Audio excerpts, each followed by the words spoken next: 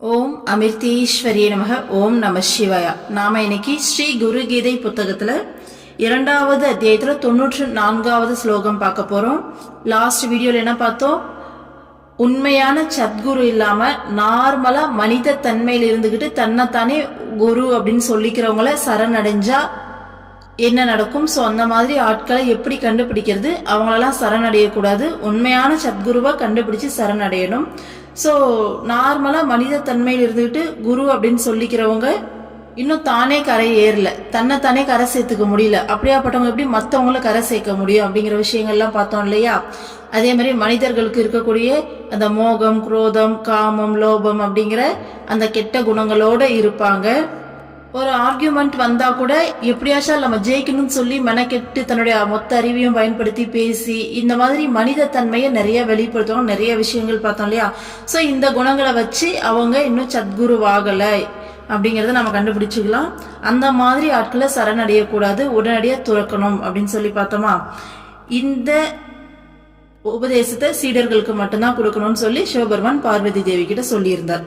இன்னைக்கு உண்மையான சத்குருவோடைய குணங்கள்னு சொல்ல முடியாது, அவருடைய தன்மை எப்படி இருக்குன்னு சொல்லி பார்க்கலாம். ஓகேங்களா? ஏன்னா சத்குருங்கிறவர் நம்ம ஏற்கனவே பார்த்துருக்கோம், நிர்குணமானவர் அப்படின்னு சொல்லிட்டு அவருக்கு நம்ம குணங்களை வரையறுக்க முடியாது. ஆனா நாம தெரிஞ்சுக்கிறதுக்காக, ஏன்னா நமக்கும் சத்குருனா யாருன்னு சொல்லி தெரியணும் இல்லையா? ஸோ அதுக்காக அவரை முடிஞ்ச அளவுக்கு டிஸ்கிரைப் பண்ணியிருக்காங்க. ஸோ என்ன பண்ணியிருக்காங்கன்னு சொல்லி பார்ப்போம். 94வது ஸ்லோகம் பாருங்க. கூடோ திருடச்ச பிரீதச்ச மௌனேன சுசமாஹிதஹ சக்ருத் காம கதோவாபி பஞ்சதா குரு ரீதஹ.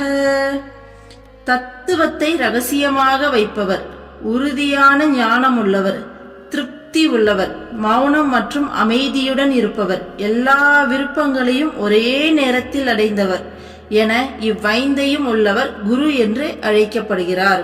சோ ஒரு 5 விஷயத்த சொல்லியிருக்காங்க. குரு எப்படி இருப்பார் அப்படின்னு சொல்லிட்டு, ஃபர்ஸ்ட் தத்துவத்தை ரகசியமா வச்சிருப்பாராம். தத்துவத்தை ரகசியமாக வச்சிருப்பார்னா குரு கண்டிப்பா தத்துவத்தை சீடனுக்கு உபதேசம் பண்ணுவாரு. ஆனா பொத்தாம் பொதுவா எல்லாருக்கும் உபதேசம் பண்ண மாட்டாங்க. எந்த விஷயம் யாருக்கு தேவையோ, யார் அதை சொன்னா புரிஞ்சுக்கிற பக்குவத்துல இருக்காங்களோ, யாரோட சூழ்நிலை அது அந்த தத்துவம் தேவைப்படுதோ அந்த மாதிரி ஆட்களுக்கு மட்டும்தான் அந்த தத்துவத்தை சொல்லி தருவாங்க. எல்லாருக்கும் ஒரே மாதிரி ஒரே விஷயத்த சொல்லி தர மாட்டாங்க. யார் யாருக்கு என்னென்ன தேவையோ அவங்கவுங்கள அந்தந்த ரூட்ல கொண்டு போவாங்க. ஏன்னா எல்லா விஷயங்களும் எல்லாருக்கும் உபதேசம் பண்ணா தேவையில்லாம கன்ஃபியூஷன் ஆகும். அடுத்தது உறுதியான ஞானம் உள்ளவர். ஸோ குருவோடைய ஞானத்தை பத்தி நம்மளால வார்த்தையில விளக்க முடியாது.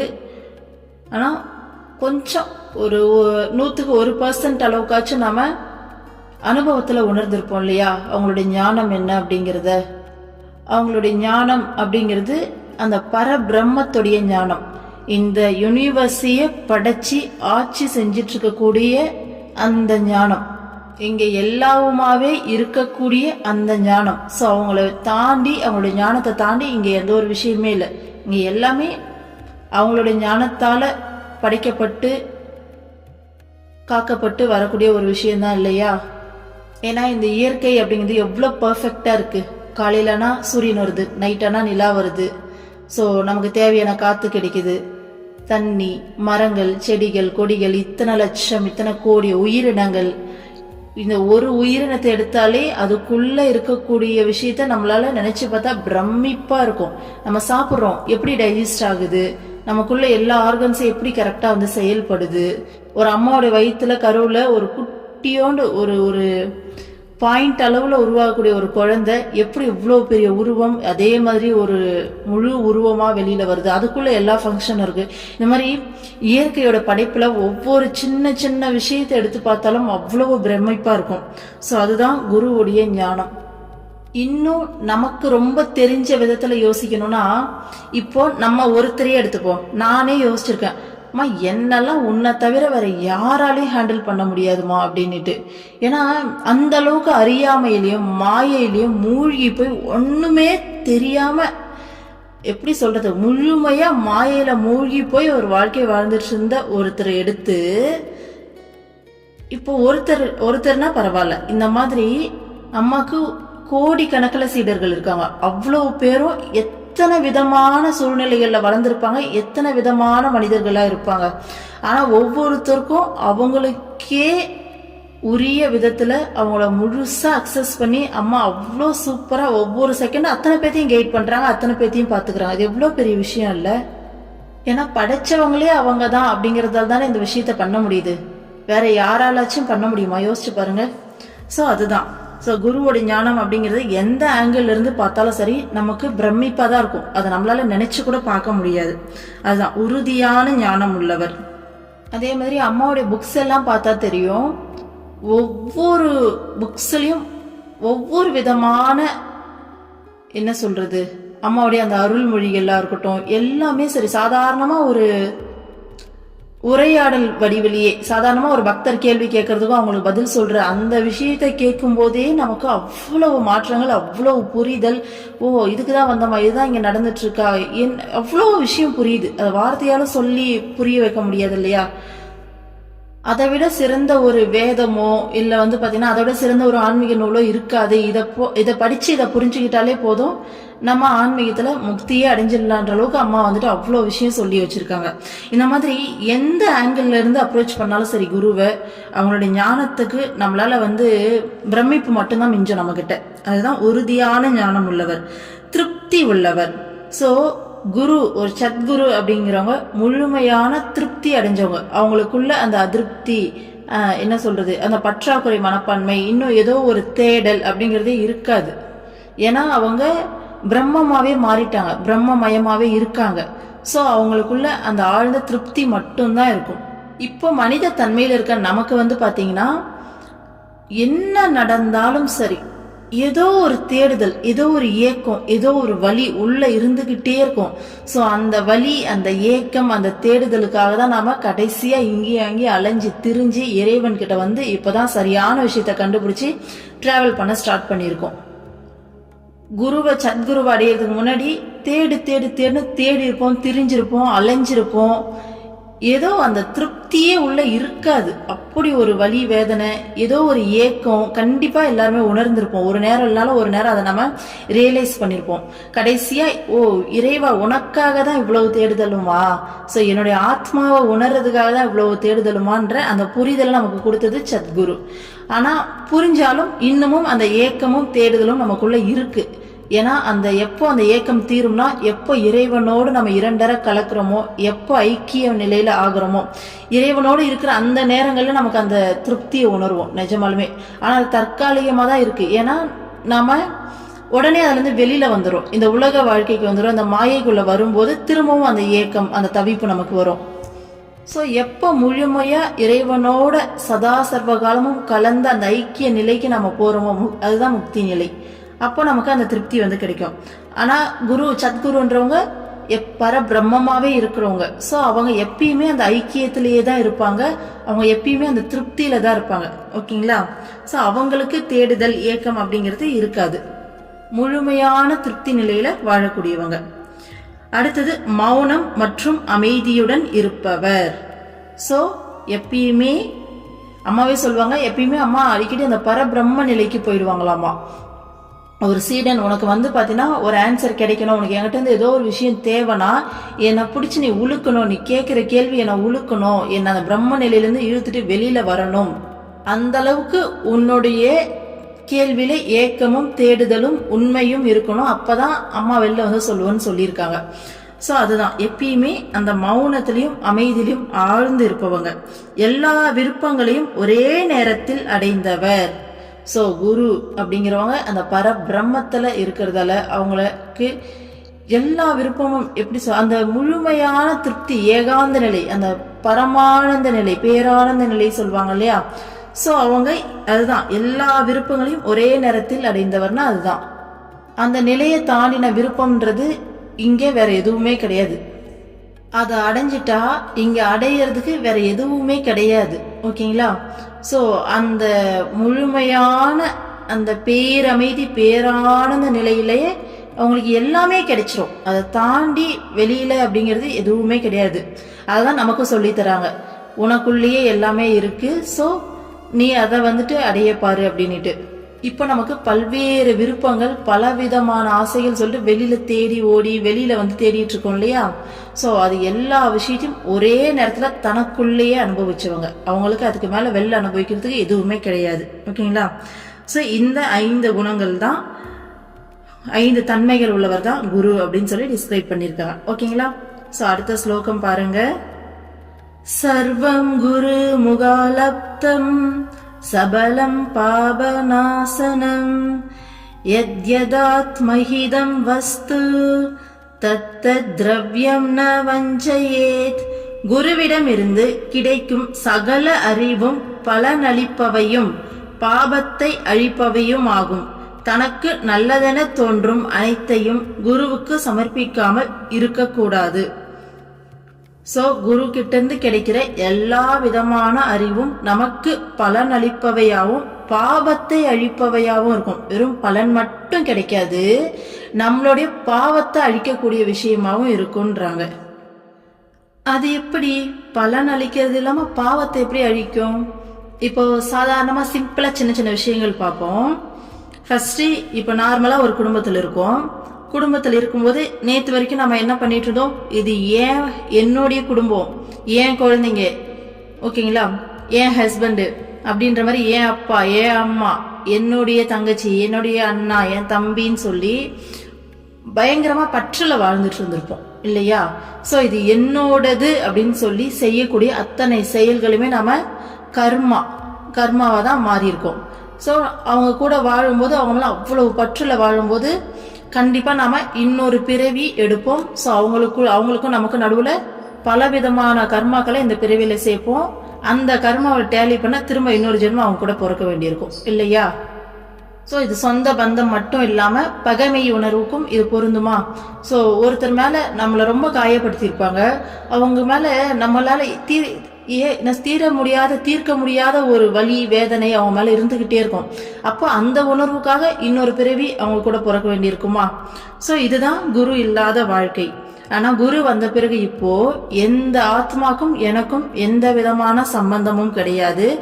நான் இறைவனுடைய ஆத்மா, குருவுடைய ஆத்மா. குரு தான் எனக்கு இருக்க ஒரே ஒரு சொந்தம், நீங்க நான் மட்டும்தான். இது எல்லாமே பாத்தீங்கன்னா தனித்தனி ஆத்மா. இந்த ஆத்மாக்களை என்கிட்ட நீங்க இந்த இடத்துல என்ன நீங்க வச்சிருக்கீங்க. இவங்களுக்கு நீங்க சொன்னதால, நீங்க கொடுக்கப்பட்ட இந்த சூழ்நிலை, நீங்க கொடுத்த கடமையை நான் செய்யறேன் அப்படிங்கிற உணர்வோட செய்யும் போது இதே விஷயம் கர்ம யோகமா மாறுதா? இந்த இடத்துல நமக்கு புண்ணியமோ பாவமோ எதுவுமே சேராது, கர்மாவே சேராது, கர்ம யோகமா மாறுதா? சோ செய்யக்கூடிய வேலையை இறைவனுக்கு செய்யக்கூடிய சேவையா மாறுதா? அப்போ இதுக்கு முன்னாடி அந்த ஆத்மாக்களுக்கும் நமக்கும் என்னெல்லாம் பேலன்ஸ் இருந்தாலும் சரி, எல்லா பேலன்ஸும் இங்கேயே வந்து பாத்தீங்கன்னா காம்பன்சேட் ஆகுது. எப்படி? ஜீரோ கர்மாவாகுது. இந்த மனநிலைக்கு எப்போ வரோமோ அப்பவே வந்து பாத்தீங்கன்னா அது ஜீரோ கர்மாவா மாறுதா? இதுதான் பலன் அளிக்கிறதும் இல்லாம பாபத்தை அழிப்பதும். சாதாரணமா வீட்டுல இதையும் தாண்டி நான் அப்படிங்கறதே ஒண்ணு கிடையாது. இங்க நான் எதையுமே செய்ய முடியாது. சோ இங்க எல்லாமே இறைவன் தான். சோ இறைவன் தான் நம்ம வழியா செயல்படுறார் அப்படின்னு சொல்லி தோணும் போது இதே மாதிரி நம்மளுடைய செயல்கள் எல்லாமே இறைவனுக்கு அர்ப்பணிக்கப்பட்டு செய்யறோமா? அப்போ நான் என்ற தன்மையில செயல்படாம இருக்கும்போது நமக்கு கர்மா செய்யறாது. முழுமையா குருவுடைய கண்ட்ரோலுக்கு போயிடுவோமா? எப்போ இந்த நான் என்ற தன்மையை நிறைய இழந்துகிட்டே வருமோ அந்த அளவுக்கு குரு வந்து பாத்தீங்கன்னா நமக்குள்ள இறங்கி செயல்பட ஆரம்பிப்பாங்க. அப்போ நம்மளுடைய அந்த நான் என்ற தன்மையிலிருந்து செய்யக்கூடிய செயல்கள் குறைஞ்சி குரு நம்ம வழியா என்ன செய்யணும்னு நினைக்கிறாங்களோ அந்த செயல்கள் நடக்கும். சோ குரு நம்ம வழியா செயல்பட ஆரம்பிப்பாங்க. அப்போ வேற லெவல்ல செயல்கள் எல்லாமே நடக்குமா?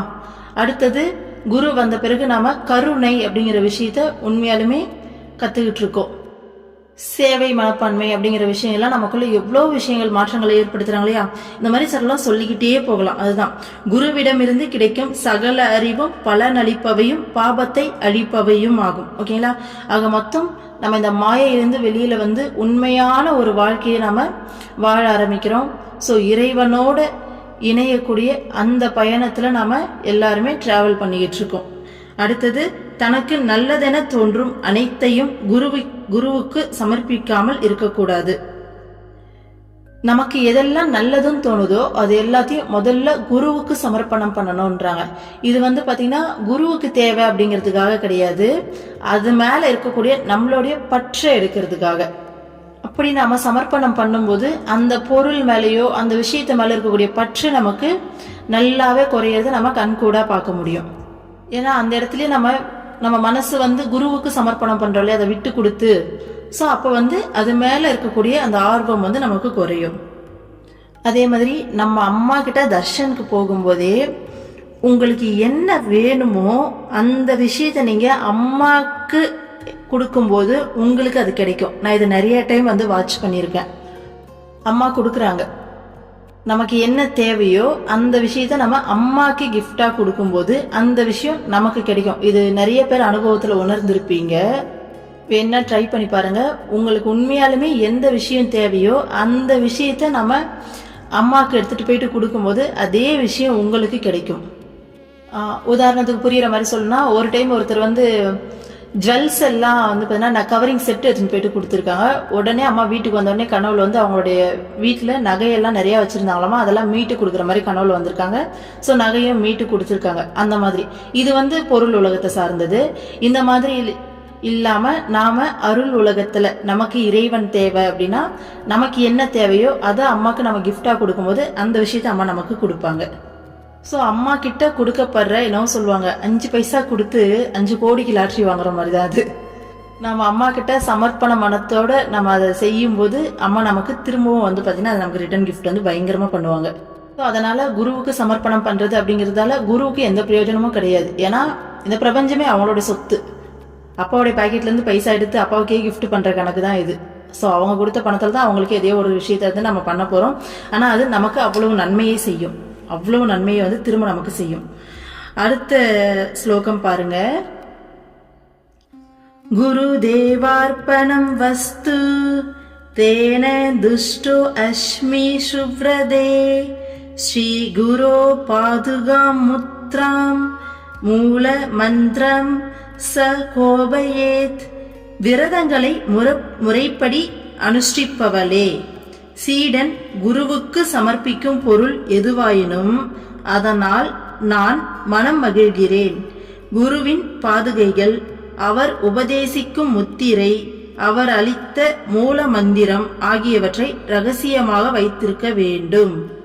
சோ சிவபெருமான் பார்வதி தேவியை பார்த்து சொல்றாரு, விரதங்களை முறைப்படி அனுஷ்டிப்பவளே அப்படின்னு சொல்லிட்டு, சீடன் குருவுக்கு எந்த பொருளை சமர்ப்பிச்சாலும் அதனால நான் மனம் மகிழ்கிறேன். எதை சமர்ப்பிச்சாலும் சரி அதனால ரொம்ப சந்தோஷம். ஏன்னா அவங்க நிலைக்கு ஏற்ற மாதிரி அவங்களால முடிஞ்சதை சமர்ப்பிப்பாங்களே. ஸோ அந்த மாதிரி எதுவாக இருந்தாலும் அதனால் நான் மனம் மகிழ்கிறேன்னு சொல்லிட்டு அடுத்தது சொல்றாரு, குருவுடைய பாதுகைகள். ஓகேங்களா? அடுத்தது குரு உபதேசிக்கிற முத்திரை, அடுத்தது அவர் அளித்த மூல மந்திரம். ஸோ அம்மா நமக்கு மந்திர உபதேசம் பண்றாங்க இல்லையா? ஸோ அந்த மாதிரி குருவின் மூலமா கிடைக்கக்கூடிய மந்திர உபதேசங்கள், அதே மாதிரி அவர் சொல்லி கொடுக்கக்கூடிய முத்திரைகள், அதே மாதிரி அவருடைய பாதுகை. அவருடைய பாதுகைனா அவருடைய காலணிகள், செப்பல் சொல்லுவோம் இல்லையா? ஸோ அது குரு கடவுள் அணியக்கூடிய அந்த விஷயத்த பாதுகைன்னு சொல்லுவாங்க. ஓகேங்களா? ஸோ இது மூணுத்தையும் எப்பயுமே நம்ம ரொம்ப ரகசியமா வச்சிருக்கணுமா. நம்மளே மந்திராலாம் யாருக்குமே ஷேர் பண்ணக்கூடாது சொல்லியிருப்பாங்க. அது எல்லாமே குரு கிட்ட இருந்து நமக்கு கிடைக்கக்கூடிய ரகசியமா வைக்க வேண்டிய விஷயங்கள். சரிங்களா? அடுத்த ஸ்லோகம் பார்வதி உவாச. பார்வதி சொல்றாங்க, நாதாஸ்மி தே நாத பாதாரவிந்தம் புத்திந்திரிய பிராண மனோவாசோபிஹ யச்சிந்தியதே பாவித ஆத்மயுக்தோ முமுஷிபி கர்ம மயோபசாந்தேயே. பார்வதி, குருநாதா, கர்ம சாந்திக்காக மெய்ப்பொருளை நாடுபவர்கள் மனதை ஒருமுகப்படுத்தி தியானிக்கக்கூடிய தங்களுடைய திருவடி தாமரையை நான் புத்தி, புலன்கள், பிராணன், மனம், வாக்கு ஆகியவற்றால் வணங்குகிறேன் என்றார். சோ பார்வதி தேவி சொல்றாங்க, சிவபெருமான. ஏன்னா இப்போதைக்கு அவர் தான் உபதேசம் பண்ணிட்டு இருக்கார். அப்ப தன்னுடைய குருவாவே பாக்குறாங்க. ஓகேங்களா, உபதேசம் வாங்கிட்டு இருக்காங்க இல்லையா, அதனால சிவபெருமானை பார்த்து குருநாதா, கர்ம சாந்திக்காக மெய்ப்பொருளை நாடுபவர்கள் மனதை ஒருமுகப்படுத்தி தியானிக்கக்கூடிய தங்களுடைய திருவடி தாமரையை. சோ தாங்கள் செய்யக்கூடிய செயல்களை திருப்தி அடையாம அந்த அமைதிக்காக, அதுல கிடைக்க வேண்டிய அமைதிக்காக எல்லாருமே சிவனை நோக்கி தானே தவம் பண்ணுவாங்க இல்லையா, கண்ண மூடி உட்கார்ந்து. ஸோ அப்பேற்பட்ட திருவடிகளை உடைய உங்களுடைய திருவடியை நான் என்னுடைய புத்தியால, ஐம்புலன்களால, பிராணனால, மனதால, வாக்கால, இந்த 5ஆலையும் நான் உங்களை வணங்குறேன்னு சொல்லிட்டு சிவபெருமான தன்னுடைய குருவா தன்னுடைய மரியாதையை பார்வதி தேவி செலுத்துறாங்க. ஓகேங்களா, அடுத்தது ஸ்ரீ மகாதேவ உவாச. அதுக்கு சிவபெருமான் என்ன பதில் சொல்றாருன்னு பார்ப்போம். அனேன யத் பவேத் காரியம் தத் வதாமி தவ பிரியே லோகோபகாரம் தேவி லௌகீகம் து விவர்ஜயேத். பிரியமானவளே, இதன் பலனாக நிகழ்வது என்னவென்று நான் சொல்கிறேன். தேவி, இந்த உபதேசம் உலகுக்கு நலன் செய்வதாகும். உலகியல் கர்மங்கள் துறக்கப்பட வேண்டியவை. சோ இந்த மாதிரி குரு கிட்ட தன்னுடைய 5 ஃபர்ஸ்ட் என்னென்ன சொன்னாங்க, புத்தி, புலன்கள், ஐம்புலன்கள், பிராணன், மனம், வாக்கு, இந்த 5ஆலையும் வணங்குற குருவை வணங்கணும். என்ன வணங்குறதுனா என்ன, இந்த 5ஐயும் குரு கிட்ட நாம சமர்ப்பிக்கணும். ஓகேங்களா, அதுக்கு அதனுடைய உணர்வுகளுக்கு பின்னாடி போகாம, மனம் பின்னாடியோ, நம்மளுடைய வாக்கு பின்னாடியோ, நம்மளுடைய புத்தி பின்னாடியோ, புலன்கள் பின்னாடியோ போகாம குருவுக்கு சமர்ப்பிக்கிறதுனா குரு சொல்றதை கேட்கணும். மனசாலையும், புத்தியாலையும், புலன்களாலையும் எதனுடைய விருப்பத்துக்கும் நாம இடம் கொடுக்காம குருவுடைய சொல்லுக்கும், குருவுடைய வழிகாட்டுதலுக்கும் நாம கீழ்ப்படியணும், அதன்படி நடக்கணும். அதுதான் அதுக்கு அர்த்தம். ஸோ இந்த மாதிரி பண்றதன் மூலமா என்ன நிகழும் அப்படிங்கறத நான் உனக்கு சொல்றேன்.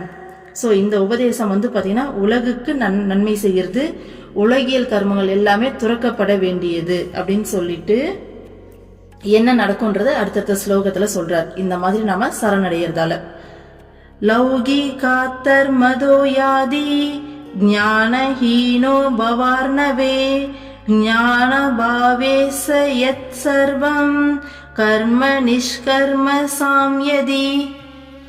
உலகியல் கர்மங்களை செய்வதால் ஒருவன் அறிவிழந்து சம்சார சாகரத்தில் வீழ்கிறான். ஆனால் ஞானத்தை அடைவதுடன் அக்கர்மங்கள் எல்லாம் அழிகின்றன. சோ உலகத்துல இருக்கக்கூடிய செயல்களை செய்யறதால நாம அறிவிழந்து திரும்ப திரும்ப என்ன பண்றோம், சம்சார கடல்ல போயிட்டு விழுறோம். ஆனா ஒருத்தர் இந்த மாதிரி குரு கிட்ட சரணாகதி அடையும் போது ஞானம் அடைகிறாங்க. எப்போ ஒருத்தர் ஞானம் அடைகிறாங்களோ அப்ப பாத்தீங்கன்னா இது வரைக்கும் சேர்த்து வைக்கப்பட்ட எல்லா கர்மங்களும் அந்த நிமிஷத்தோட அழியுதுன்னு சொல்லிட்டு ஆல்ரெடி ஒரு 2 வீடியோஸ்க்கு முன்னாடி பார்த்திருந்தோம் இல்லையா. சோ அதே தான் சொல்றாங்க திரும்பவும். சோ எப்ப ஞானம் அடைகிறோமோ அதோட நம்மளுடைய எல்லா கர்மாக்களும் அழிகின்றன அப்படின்னு சொல்லிட்டு.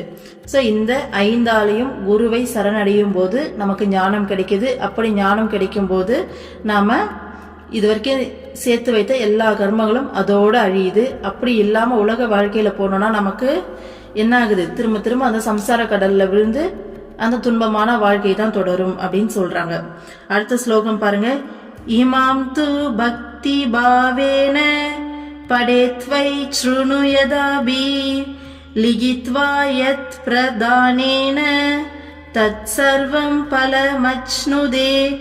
இந்த குரு கீதையை பக்தியுடன் படிக்கவோ, கேட்கவோ அல்லது எழுதி பிறருக்கு கொடுக்கவோ செய்பவருக்கு குருவருளால் நல்ல பலன் கைவரும்.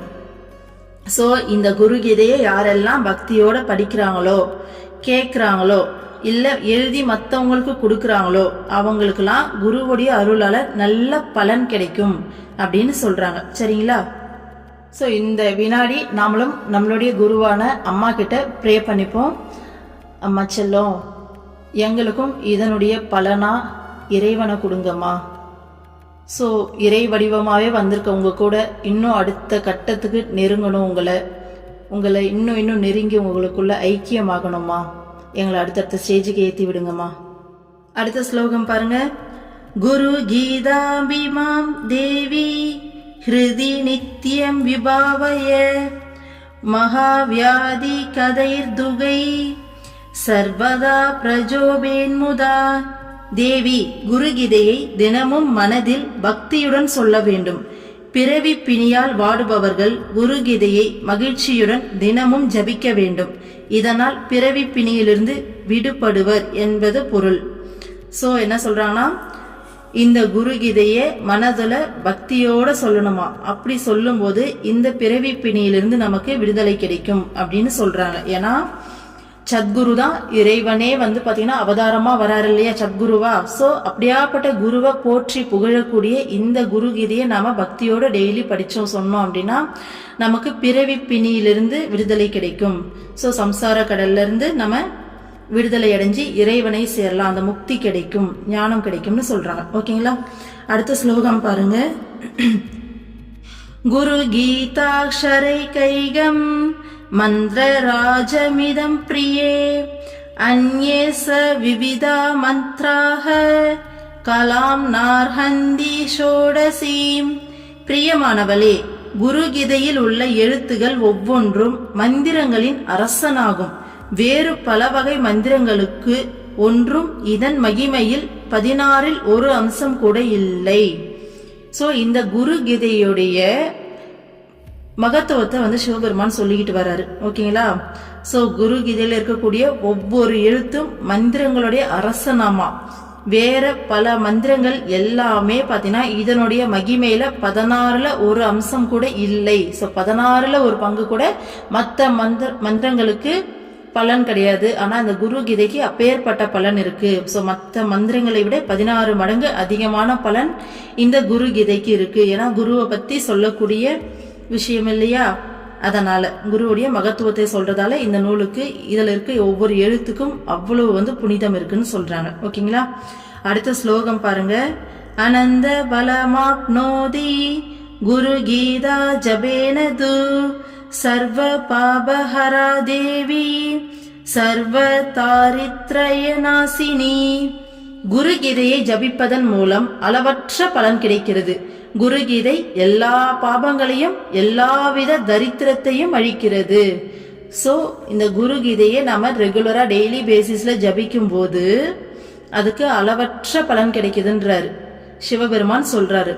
அப்போ அடுத்து என்ன சொல்றாரு, எல்லா பாவங்களையும் எல்லா விதமான தரித்திரத்தையும் அழிக்குது, நம்மளுடைய எல்லா கெட்ட கர்மாக்களையும் தரித்திரத்தையும் அழிக்குதுன்னு சொல்றாரு.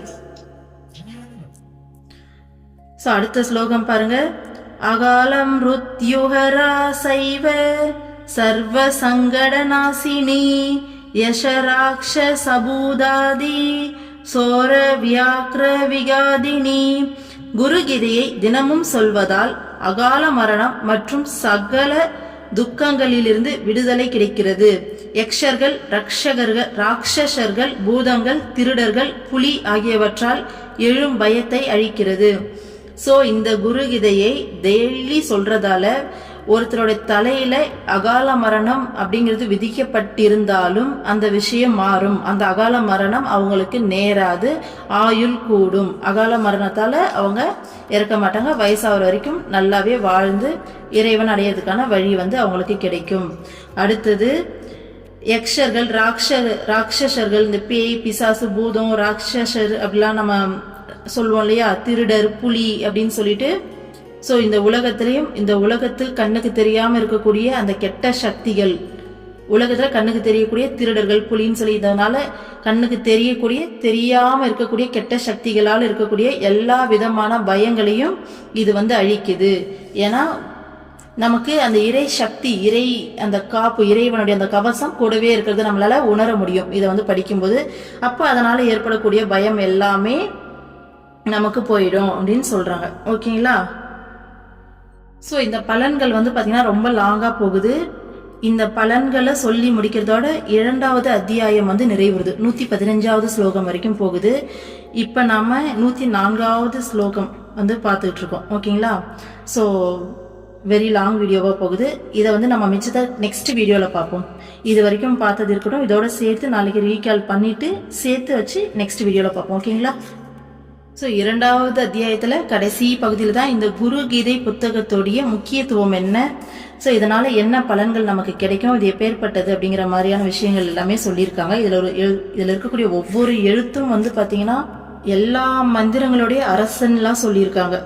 ஓகேங்களா? ஸோ இதனுடைய பலன் வந்து வேற எந்த மந்திரத்துக்குமே கிடையாது. எல்லா மந்திரத்துடைய பலனும் இதுல 16ல் 1 பங்கு பலன் தான் கிடைக்கும் அப்படிங்கிற அளவுக்கு குரு கீதையோடைய மகிமையை சொல்லிக்கிட்டு வராங்க. ஸோ மிச்சத்தை நம்ம நாளைக்கு பார்ப்போம். ஓகேங்களா?